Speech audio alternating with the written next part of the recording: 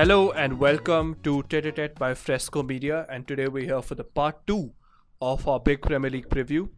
We've got four teams today that we're going to go through: Man United, Southampton, West Brom, and Fulham, and we're going to analyze their chances heading into the new season.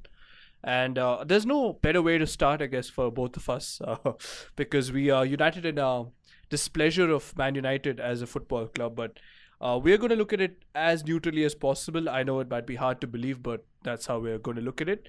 And I just have to say, before we get into the nitty gritty of United's failings over the past couple of months, that it fills me with a lot of delight that after 10 years of ins and outs and a lot of bad moments as well as good moments, we can see that United has been heading down a trajectory that both of our clubs, Liverpool and Arsenal, have been heading for a long time. So at least it makes them feel more normal, and it has been very abnormal for many United fans. When I speak about Manchester United, I do have to say that I do kind of speak with a little bias in the sense that I absolutely hate this club, but of course the fans also in the sense that some of my very close friends are United fans, and it just makes it even more irritating as an Arsenal fan to see what they've achieved over the years and since ever since I started watching football, and to see what's happening to the club right now.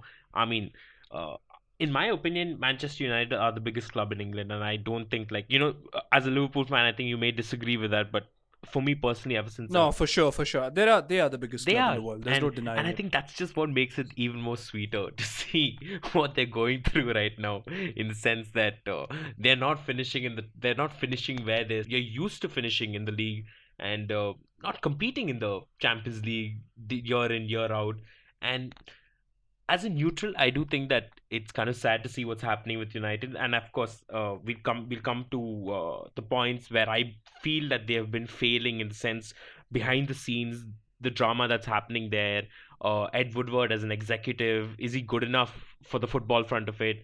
And of course, I think a lot of my United friends know my position when it comes to Ole Gunnar Solskjaer. I mean, I think you can never take away the fact that he's a club legend just for the fact that he scored the winning goal in the treble season to win the Champions League from and clinch it away from Bayern Munich in the last second.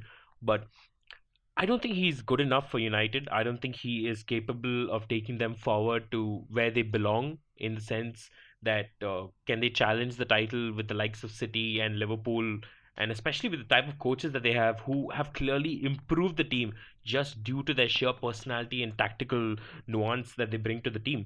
But what do you think about United? And as a Liverpool fan, of course, especially after the years where Liverpool had a relative sense of mediocrity, and right now with United, do you see parallels about what happened with Liverpool maybe in the late 2000s and the early I 2010s? think there are a lot of parallels from the time where Liverpool was still struggling to get in the top four, top three, or even challenge for the title. Liverpool at the time were just, reeling from the fact that Gillett and Hicks had left the club in such a precarious position.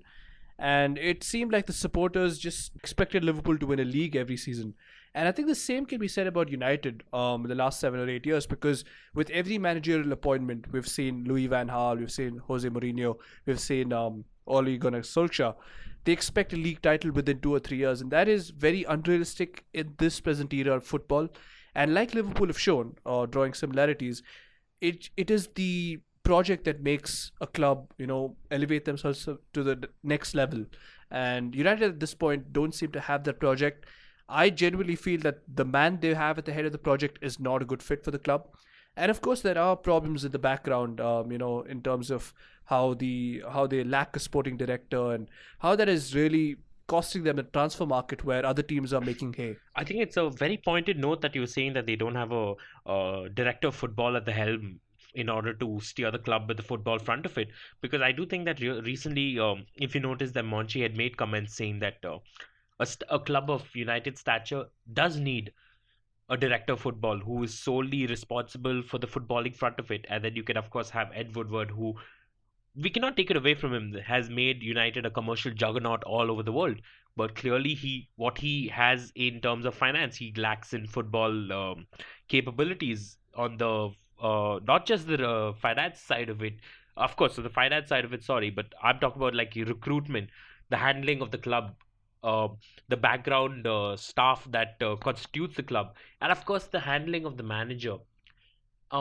if you look at United over the years, Sir Alex Ferguson, he clearly identified what his top targets were for the club in order to ensure that they at least stay at the same level, or if not, go to the next level. And David Gill would go out, and as the head of football at the club, he would go and he would get the targets required for Sir Alex Ferguson. The same cannot be said for Ed Woodward. Like, let's just take an example of this summer. Jadon Sancho, the Jadon Sancho saga, I think, has been abysmal for United as a club because they have been ridiculed because of the fact that we all know it's been a well publicized chase for Jadon Sancho to be brought from Dortmund over to Manchester, but it's not happened. And there are, of I course, think so the many more important reasons. thing is that they've been ridiculed by other clubs as well who've been dealing with United over the past 2 months. It's not just supporters, And and that's quite this is not concerning the for a first club United instance. size. Also, this is not the Mm. first instance, is it? It's happened before in the transfer market with other players as well. Exactly, and well, talking about recruitment, of course, Jadon Sancho has been the main talking point, but the fact that they went in and picked up Alex Telles and Edinson Cavani on deadline day, it has the Falcao vibes all over again because we all remember that one night, on Sky Sports, I think they were live streaming it on YouTube or something, and Falcao was making his way through the forest in the middle of the night to get to Carrington to finish his medical, and it reminds me of, again, a last minute move to sign a player who has been available for the last 3 months, who hasn't played competitively and regularly over the past year and a half, really. And that's desperation at the end of the day. And the last thing you want as a club United size is desperation, especially when the club is not able to achieve results on the pitch. So, plenty of problems. And we're going to come on to the defense, I think, because that is the big problem, hasn't it? Because we all know that after the restart, they probably were lucky to finish in the top four, considering the drop off of Leicester City and Sheffield, and of course Tottenham. And well, we all look at Harry Maguire and we make a lot of fun of him. But do you really think he's cut out for a club United size, and is he a capable leader of that team?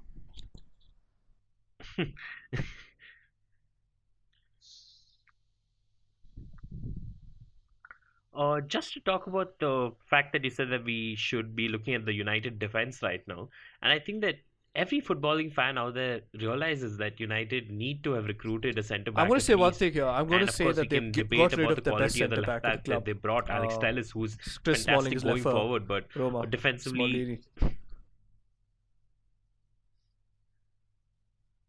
Chris Smalling, Smaldini, Smaldini. I mean, again, yeah, you never know; it might come to bite them in the ass again. And I just feel that it comes back to the point where we were talking about a director of football that needs to be in place there at Manchester United, because a director of football, he can oversee the project even if there needs to be a change at the helm in terms of the manager.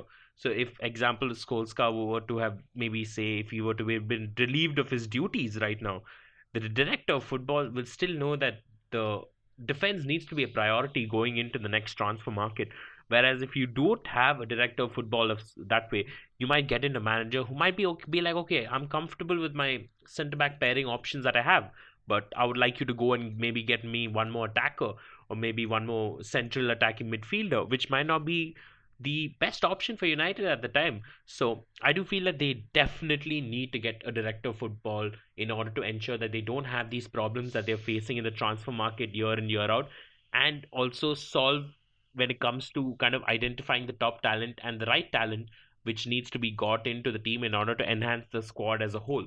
So I think that needs to be their priority going into maybe say next summer where they Now, identify. they've been lucky to win the game against Brighton in the second game of the season, but all in all, it's been a very disappointing start to the season for Man United. And like we mentioned there, the defense has been pretty frail, putting it lightly, even. And but one thing they've done is they've tried to ensure that they shore up the midfield with the signing of Donny van de Beek, and he still hasn't started a Premier League game for Man United, which is a concern. With the fact that there is a clear lack of quality with Paul Pogba not providing the goods at this point in time. Do you think that again, like we saw in the lockdown period, and especially in the Europa League when United lost out of Sevilla, that they haven't addressed the lack of depth? Because if you think about it, the front three or front four, whichever way you look at it, is not really covered by lack of quality, depth, and I don't think Dan James is a suitable enough replacement. I think he needs some regular game time at a lower level. But at this time, it seems more concerning to me that they have no depth for people who normally get injured, like Rashford and Martial tend to get injured over a season.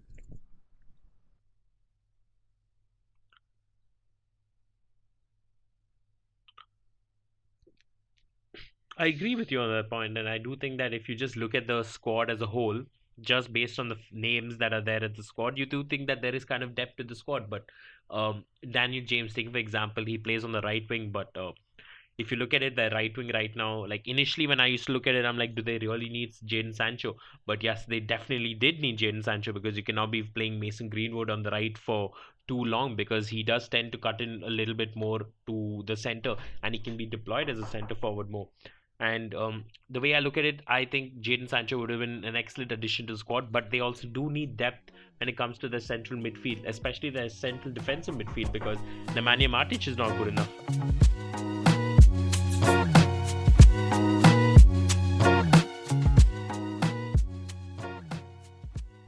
The mood was very, very contrasting at St. Mary's from the start of the last season to the end because um, one cannot forget, the 9-1 battering at the hands of Leicester City early on in the season, and they were languishing at the bottom of the table.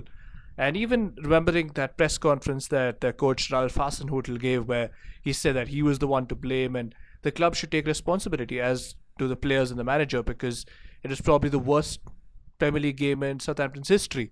And to go from that to, a season where they finished in the top 15 and they showed a lot of glimpses of promise with Danny Ings, of course, finally making it through a season with a lot of goals and fitness, more importantly.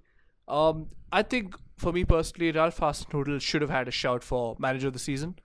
Of course, he would be overshadowed eventually by Chris Wilder and Jurgen Klopp's achievements, but in terms of how he handled that squad and the mentality that they went into after that defeat against Leicester was phenomenal. And you can't really fault the fact that Southampton probably faced an even harder, battle to stay in the league this season. I think a lot of credit needs to be given to Martin Semmens as well, the chief executive, because apparently after the 9-0 drubbing at the hands of Leicester, Hasenhüttl had offered to actually resign from the club.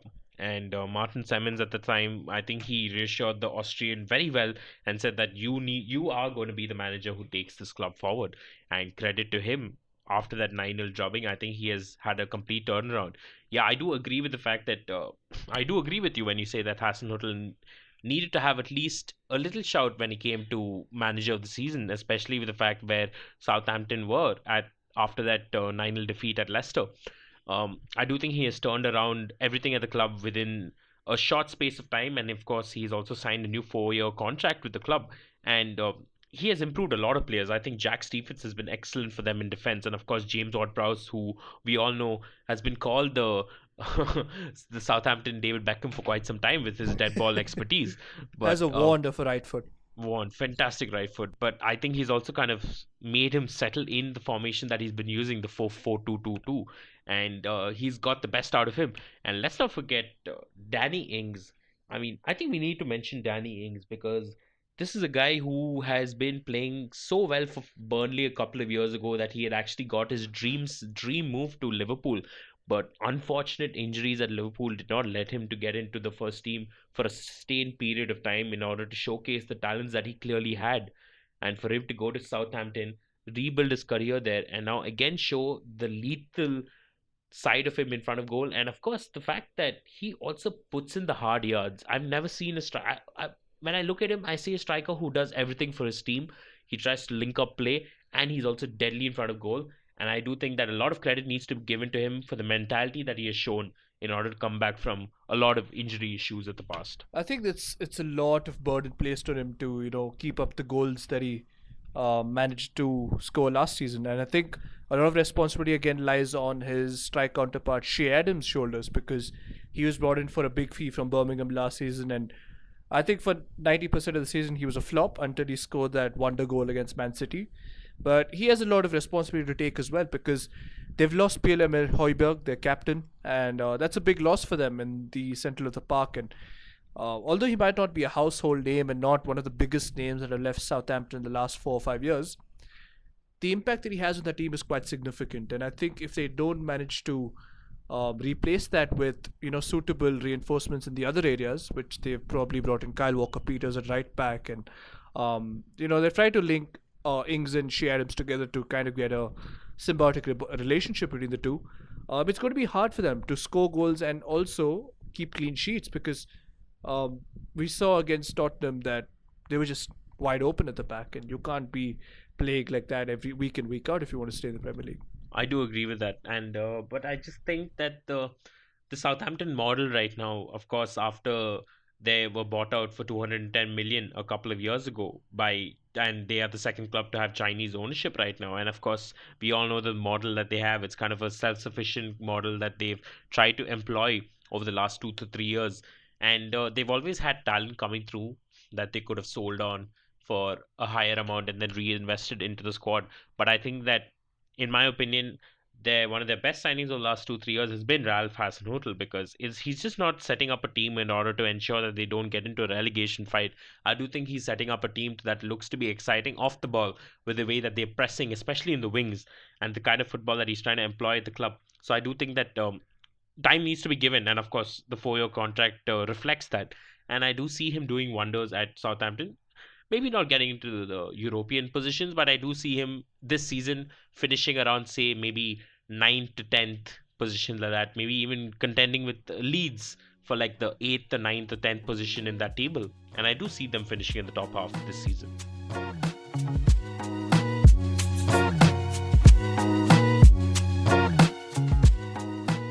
Coming on to a couple of recently promoted sides, of course, West Brom and Fulham. Contrasting fortunes the way they've come up, because Fulham, of course, came through the lucrative Championship playoff final at Wembley. But coming on to West Brom first, of course, under their manager Slaven Bilic, who has been a proven Premier League manager, and it was sad to see him leave West Ham in the first place, but to see him back at West Brom must give you a lot of happiness. I do like Slaven Bilic. I think he's a very charismatic manager, and of course, I've been seeing a lot of these games where he's come on BT Sport, especially during the World Cup, where it was him, Roy Keane, Gary Neville, Ian Wright giving their analysis for the World Cup, and I did enjoy especially his analysis of football and the way he looked at football and the way that he felt football needed to be played. So I think it's very good for the Premier League. He's a good advert for the Premier League when it comes to being a manager. And he's always been one of those charismatic managers who kind of tends to get the team to play good football. And of course, the acquisition of Grady Diangana from West Ham, who we spoke about in the earlier clip, and the outcry caused at West Ham due to the fact that they were selling arguably their best youngster from the squad to maybe, say, a challenger for the same positions in the league before the season started.